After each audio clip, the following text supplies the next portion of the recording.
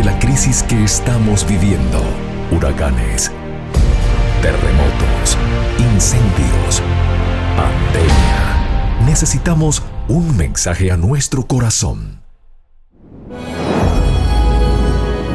Ministerio al pequeño rebaño. Reciban un saludo de parte de su amigo el pastor Miguel Tirado.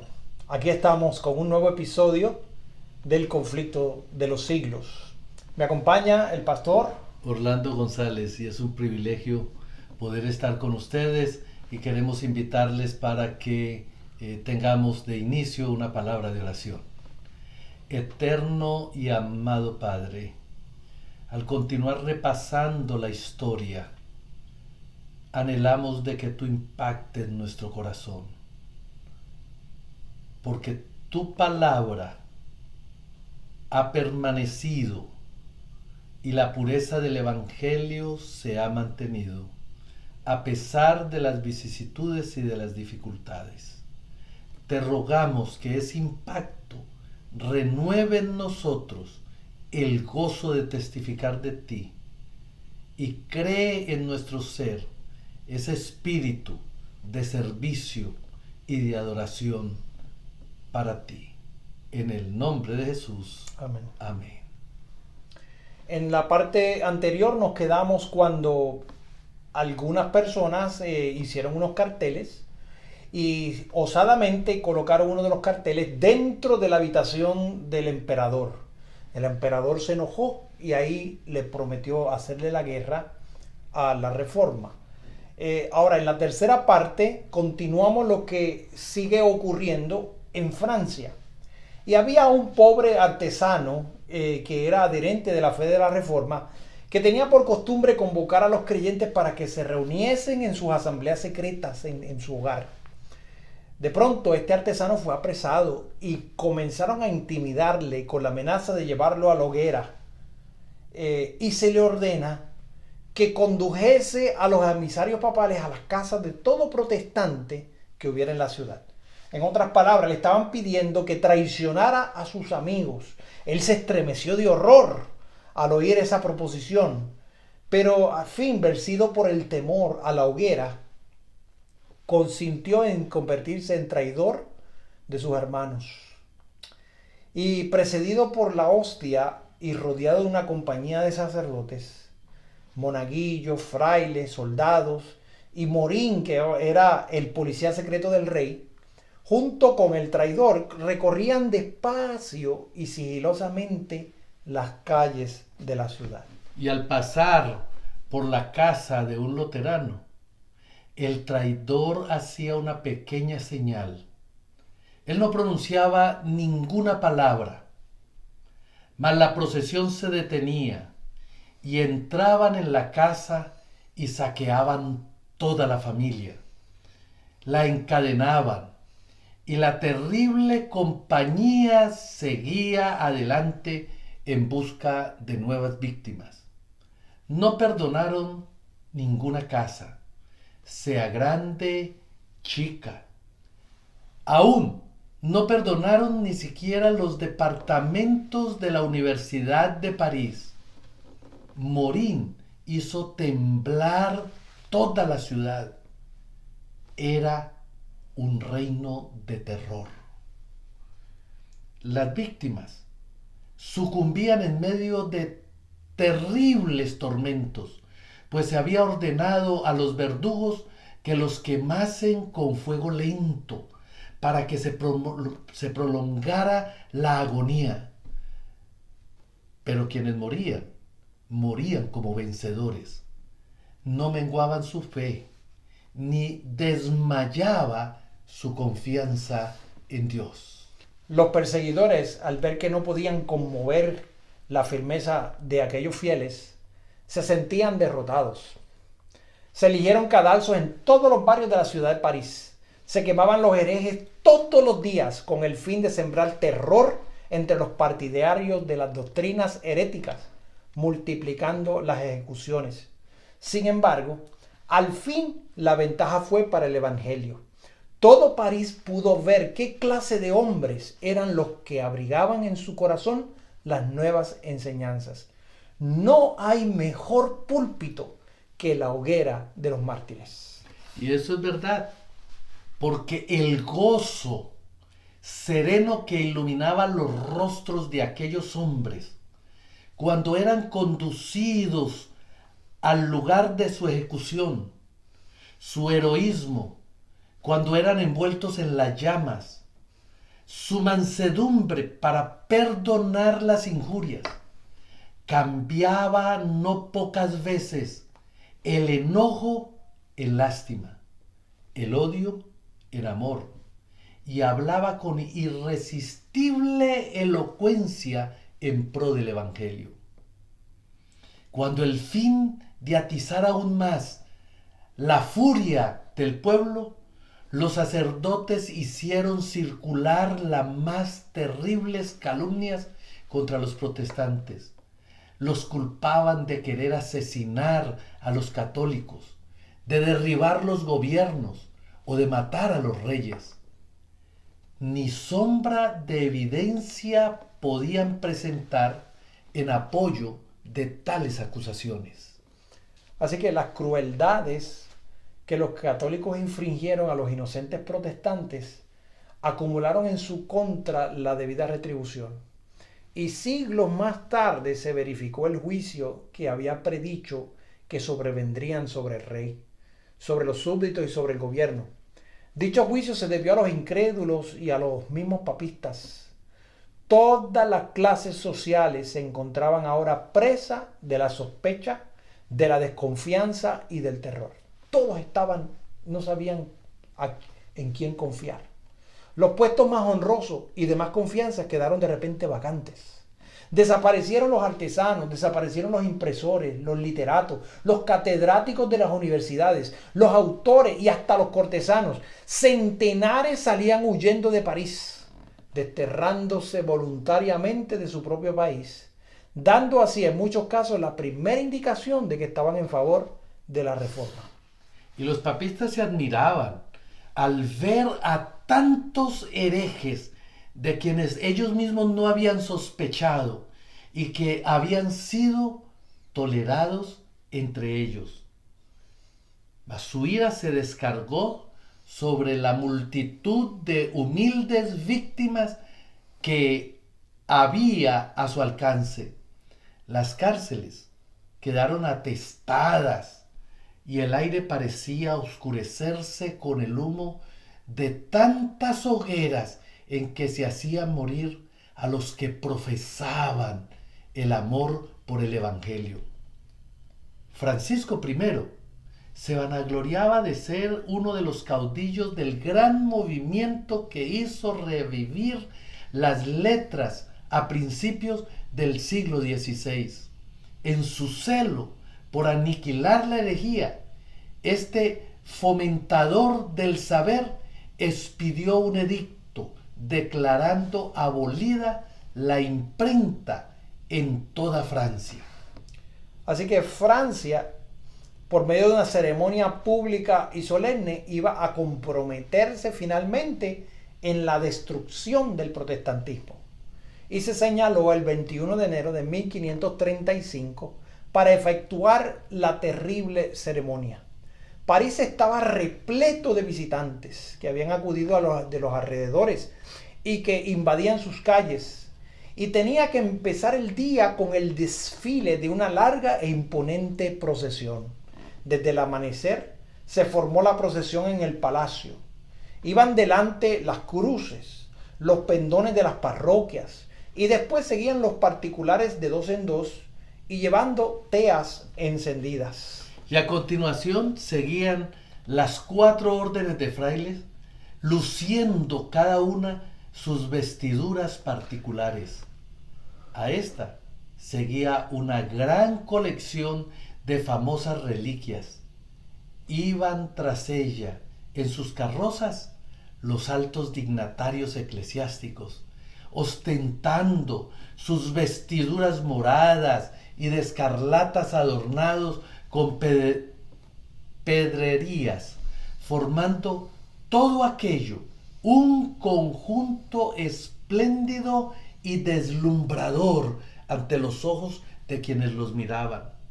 La hostia era llevada por el obispo de París y bajo vistoso 12, sostenido por 4 príncipes de las más altas jerarquías. Tras ellos iba el monarca Francisco I. Iba en esa ocasión despojado de toda corona, de su manto real, con la cabeza descubierta y la vista hacia el suelo. El rey de Francia se presentaba ahora como un penitente confeso. Cerraba la marcha la reina y los dignatarios del Estado. También iban de 2 en 2 y en sus manos con antorchas encendidas. Ahora, como parte del programa aquel día, el monarca mismo dirigió un discurso a los dignatarios del reino en la vasta sala del Palacio Episcopal. Él decía: lamento el crimen, la blasfemia y el día de luto y de desgracia que había sobrevenido sobre toda la nación. Insto a todos sus leales súbditos a que cooperasen en la extirpación de la herejía que amenazaba arruinar a Francia. Decía él: tan cierto, señores, como que soy vuestro rey. Si yo supiese que uno de mis miembros estuviese contaminado por esta asquerosa podredumbre, os lo entregaría para que fuese cortado por vosotros. Y aún más, decía él, si viera a uno de mis hijos contaminado por ella, no lo toleraría, sino que lo entregaría yo mismo y lo sacrificaría a Dios. Las lágrimas le ahogaron la voz y la asamblea entera lloró, exclamando unánimemente: viviremos y moriremos en la religión católica. Esas palabras y esas expresiones habían hecho que el pueblo francés rehusara al don celestial cuando les fue ofrecido. Habían llamado a lo malo bueno y a lo bueno malo, hasta llegar a ser víctimas de su propio engaño. Se juró solemnemente en la catedral que se extirparía la herejía, y en aquel mismo lugar, 3 siglos más tarde, iba a ser entronizada la diosa de la razón por un pueblo que se había olvidado del Dios viviente. Los detalles de los tormentos que sufrieron esos confesores de Cristo no son descritos, pero no hubo desfallecimiento en las víctimas. Al ser instado uno de esos hombres para que se retractase, dijo: yo solo creo en lo que los profetas y apóstoles predicaron en los tiempos antiguos y en lo que la comunión de los santos ha creído. Mi fe confía de tal manera en Dios que puedo resistir todos los poderes del infierno. Así que la procesión, se detenía cada vez frente a los sitios de tormento. Al volver al lugar de donde había partido, el Palacio Real, se dispersó la muchedumbre y se retiraron el rey y los prelados.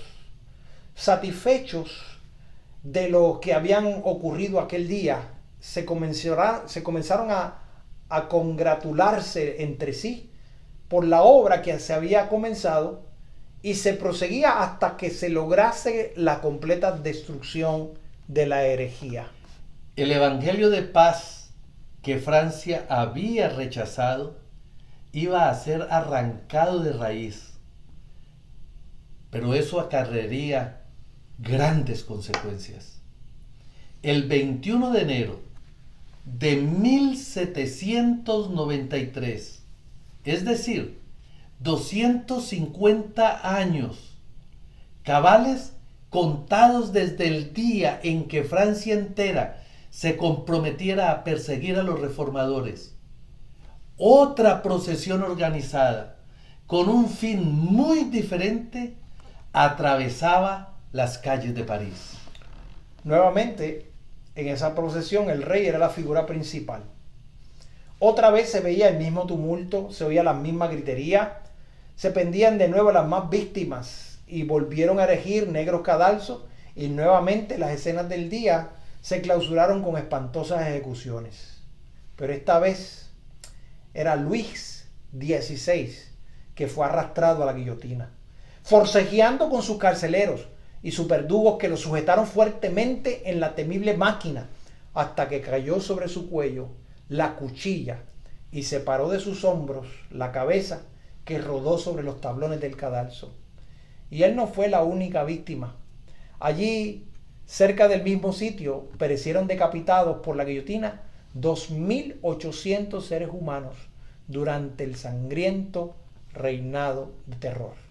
Francia misma, al rechazar el don celestial, sembró la semilla de la anarquía y de la ruina. Y la acción consecutiva e inevitable de la causa y del efecto resultó en la revolución y en el reinado del terror. Mucho antes de que aquella persecución despertada por los carteles, el osado y el ardiente Farel se había visto obligado a huir de la tierra de sus padres. Se refugió Farel en Suiza y mediante los esfuerzos con que secundó la obra de Zwinglio, ayudó a inclinar el platillo de la balanza a favor de la reforma. Iba a pasar en Suiza sus últimos años, pero no obstante, siguió ejerciendo poderosa influencia en la reforma de Francia. Durante los primeros años de su destierro, dirigió sus esfuerzos especialmente a extender en su propio país el conocimiento del Evangelio. Farel dedicó gran parte de su tiempo a predicar a sus paisanos cerca de la frontera, desde donde seguía la suerte del conflicto con infatigable constancia. Ayudaba con sus palabras de estímulos y sus consejos a aquellos que estaban desanimados. Con el auxilio de otros desterrados, tradujo al francés los escritos del reformador alemán.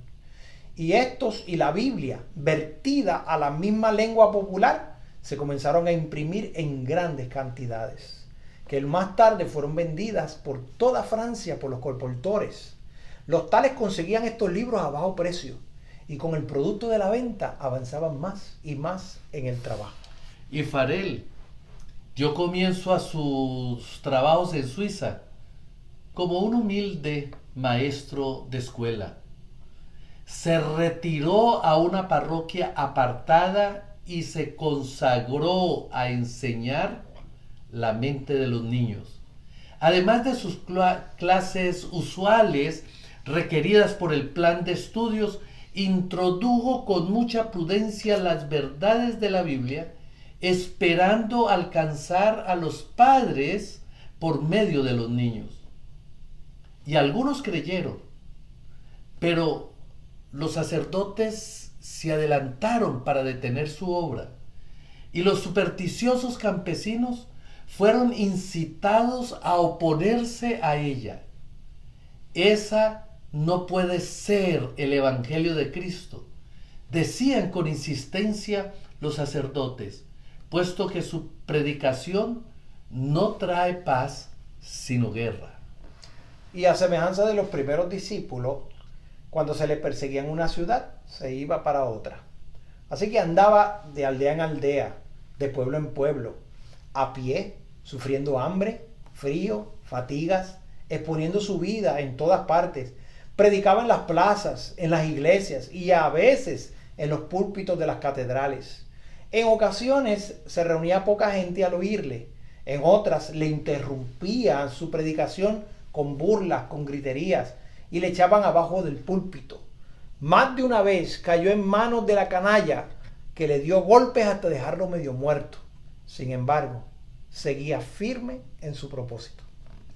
Mas con incansable perseverancia logró al fin que una tras otra las ciudades que habían sido baluarte del papismo abrieran su corazón y sus puertas al Evangelio. Fue aceptada la reforma en aquella pequeña parroquia donde había trabajado primero. Las ciudades de Morat y de Neuchâtel renunciaron también a los ritos romanos y quitaron de sus templos las insignias de la idolatría. Farel había deseado mucho plantar en Ginebra el estandarte protestante. Si esa ciudad pudiese ser ganada a la causa, se convertiría en el centro de la reforma para Francia, Suiza e Italia. Para conseguirlo, prosiguió su obra hasta que los pueblos y las aldeas que estaban alrededor de Ginebra quedaron conquistadas por el Evangelio. Luego entró en Ginebra con un solo compañero, pero no le permitieron que predicara sino 2 sermones.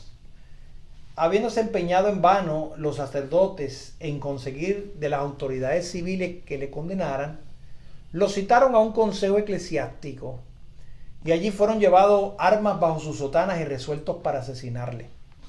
Fuera de la sala había una furiosa turba con palos y espadas y se agolpó para estar segura de matarle en caso de que lograse escaparse del consejo.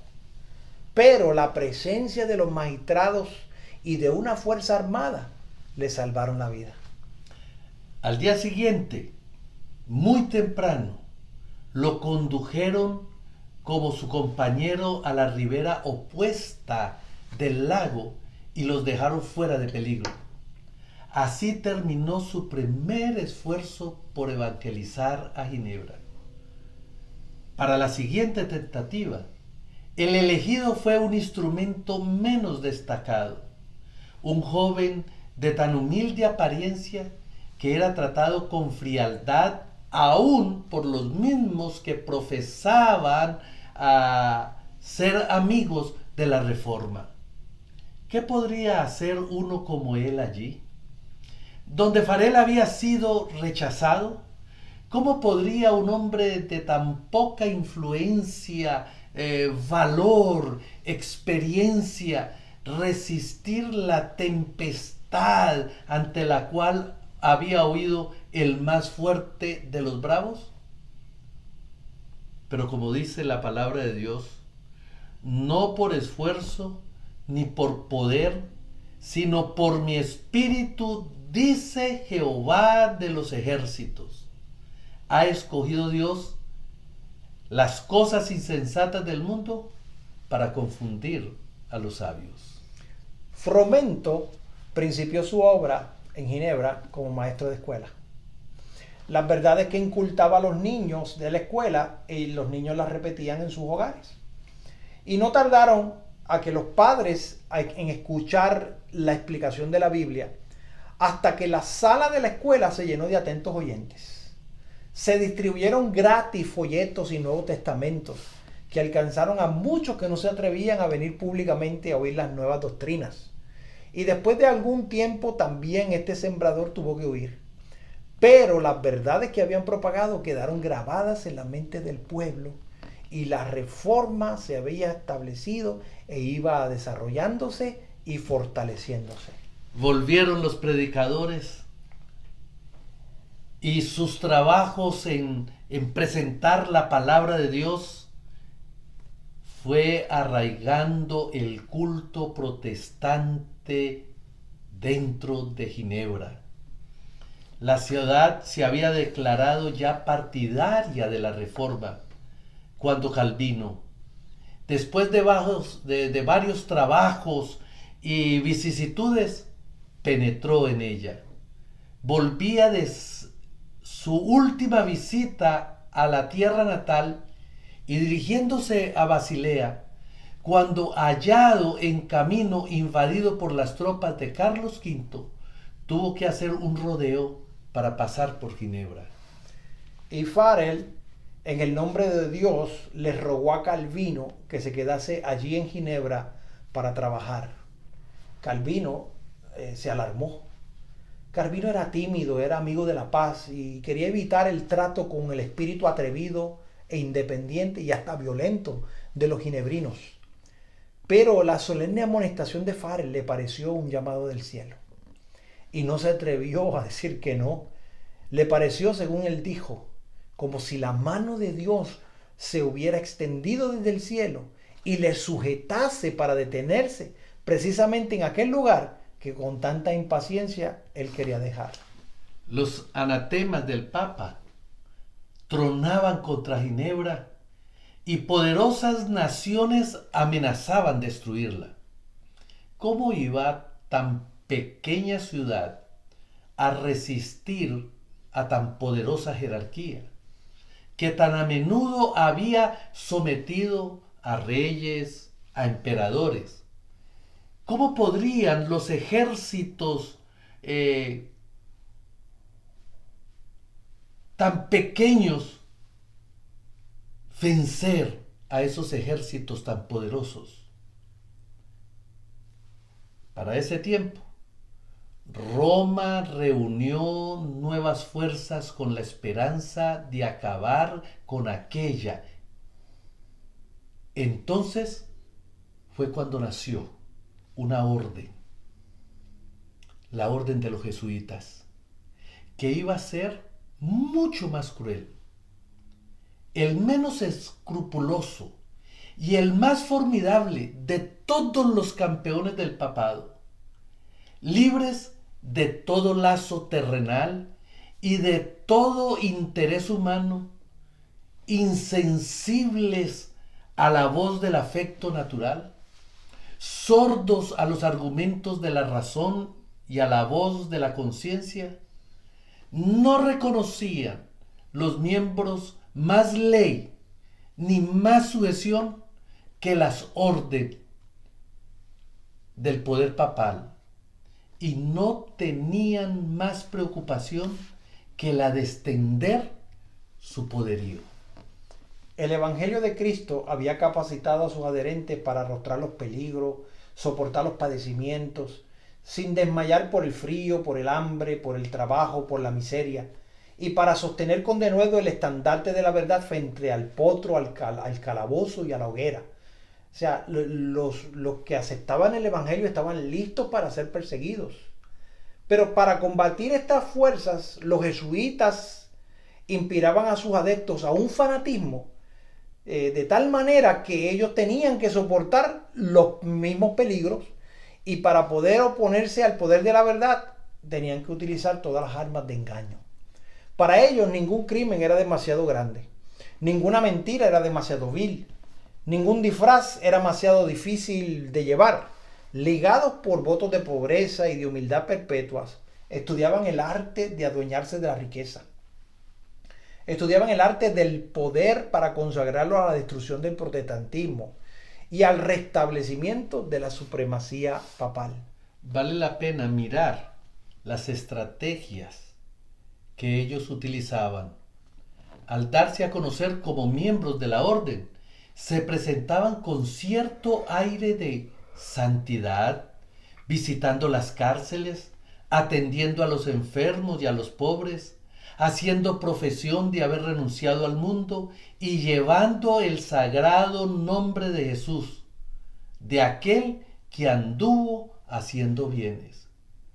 Pero bajo esta fingida mansedumbre, ocultaban a menudo el propósito criminal y mortífero. Era un principio fundamental de la orden, que el fin justifica los medios. Según dicho principio, la mentira, el robo, el perjurio, el asesinato no solamente eran perdonables, sino dignos de ser recomendados siempre que viniera a los intereses de la Iglesia. Con muy diversos disfraces se introducían los jesuitas en los puestos del Estado, elevándose hasta las categorías de consejeros de los reyes y dirigiendo la política de las naciones. Algunos de ellos se hacían criados para convertirse en los espías de sus señores. Establecían colegios para los hijos de los príncipes y nobles y escuelas para la gente del pueblo.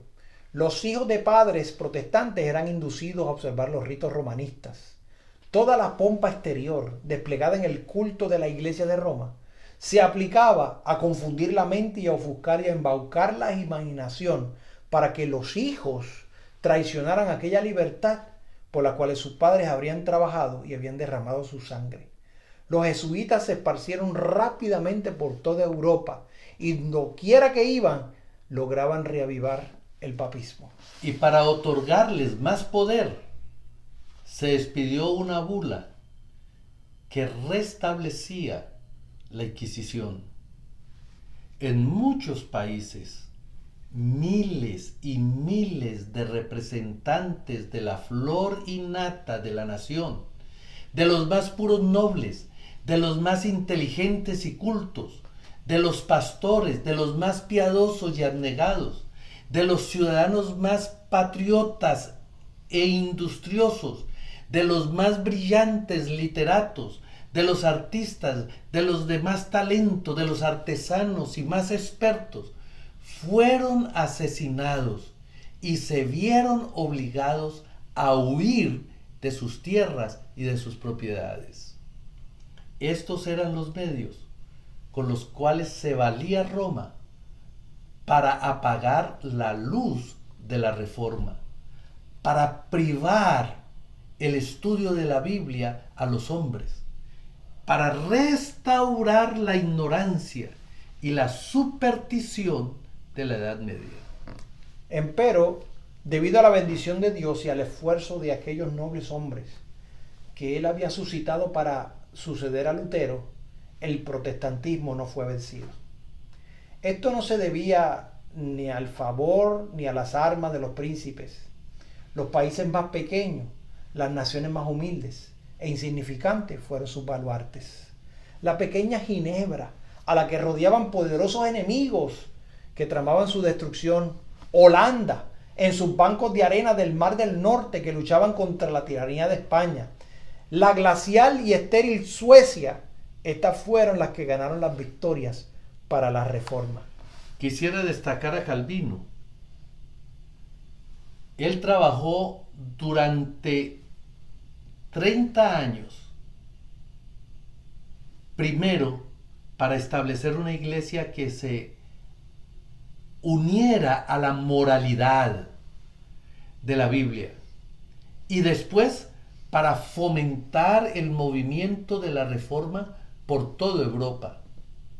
Su carrera como caudillo público no fue inmaculada, ni sus doctrinas estuvieron exentas de error, pero así y todo fue un instrumento usado que sirvió para dar a conocer las verdades, especialmente las más importantes para su época, y para mantener los principios fundamentales del protestantismo, defendiéndolos contra la ola creciente del papismo, así como para instruir a las iglesias reformadas en la sencillez y en la pureza de la vida, en lugar de la corrupción, del orgullo fomentado por las enseñanzas romanas. De Ginebra salieron publicaciones, salieron maestros que esparcían la doctrina de los reformados. Así que la ciudad de Calvino, que era Ginebra, se convirtió en un refugio para los reformadores, que en toda Europa occidental eran objeto de persecución. Huyendo de las tremendas tempestades que siguieron desencadenándose por varios siglos, los fugitivos llegaban a las puertas de Ginebra, desfallecientes de hambre, heridos, expulsados de sus hogares, separados de los suyos, eran recibidos con amor y se les cuidaba con ternura, y hallando allí un hogar era la bendición para su ciudad adoptiva, porque eran gente con talento, con sabiduría y con piedad. Muchos de los que se refugiaron allí en Ginebra regresaron luego a sus propias tierras para combatir la tiranía de Roma. Knox, el valiente reformador de Escocia, no pocos de los puritanos ingleses, los protestantes de Holanda y de España y los hugonotes de Francia llevaron de Ginebra la antorcha de la verdad con que se iba a desvanecer las tinieblas en sus propios países. Al revisar la historia, nos damos cuenta cuánta sangre rodó, cuánto dolor llevó mantener la palabra de Dios y la pureza de una salvación por la gracia y no fundada en las obras. Hoy, en medio de la libertad que tú y yo tenemos, vale la pena revisar el regalo tan precioso que se nos ha concedido. Hoy tú y yo tenemos la palabra de Dios y la podemos adquirir con toda facilidad, sin un derramamiento de sangre, en la gran mayoría del mundo. Pero cuán fácil ha sido dejarnos dominar por las atracciones de un mundo que nos separa de esa gloria del Señor. Queremos invitarles al terminar este capítulo del conflicto de los siglos para que renovemos nuestra vida en el Señor. Estos tiempos de libertad terminarán de aquí a poco, porque el Señor habrá de venir. Te invito para que tú y nosotros pregonemos la palabra del Señor con gozo, porque la promesa será cumplida. Y el que da testimonios de estas cosas dice: ciertamente vengo en breve. Amén. Ven, Señor Jesús. Ven. Ven. Inclinemos el rostro para tener una oración. Amoroso Padre, gracias por tu palabra. Gracias por aquellas personas que dieron su vida para que nosotros hoy pudiéramos tenerla.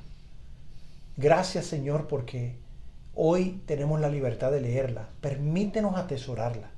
Permítenos, Señor, estudiarla de tal manera que también produzca en nuestros corazones esa fe de aquellos que tuvieron esa confianza en ti y estaban dispuestos a entregar su vida.